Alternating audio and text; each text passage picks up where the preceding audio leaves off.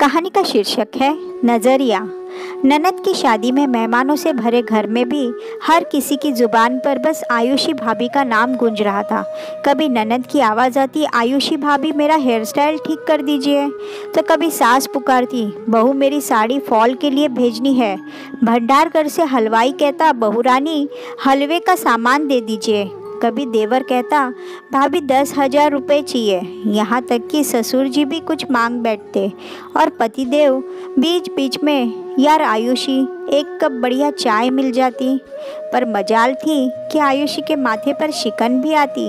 वह तो मुस्कुराकर जैसे पंखों पर उड़ रही थी और बेंगलोर से आई उसकी सखी छाया यह सब देखकर हैरान थी। तुझे तो ससुराल में बहुत काम करना पड़ता है, क्या ये लोग खुद कुछ काम नहीं कर सकते? छाया ने एकांत मिलते ही आयुषी से कहा तो आयुषी मुस्कुरा दी, कर सकते हैं और ज़रूरत पड़ने पर करते भी हैं, पर मैं तो अपने मायके में भी सब काम करती थी। हाँ, पर वहाँ की बात अलग थी। छाया ने कुछ कहना चाहा तो आयुषी बीच में बोल पड़ी, छाया मेरी विदाई के वक्त मेरी माँ ने कहा था वह माँ बाप और परिवार भी अब तेरा है, कभी उनको पराया मत समझना।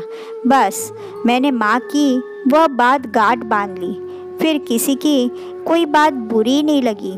पर क्या कभी किसी ने तुझसे कुछ ऐसा वैसा कहा भी नहीं? छाया के स्वर में आश्चर्य था। कहा था, पर पहली बार जब सास की बात बुरी लगी और मैंने माँ से शिकायत की तो उन्होंने तुरंत कहा, क्या मैं तुम्हें नहीं डांटती? फिर मेरी माँ से कुछ कहने की हिम्मत ही नहीं पड़ी।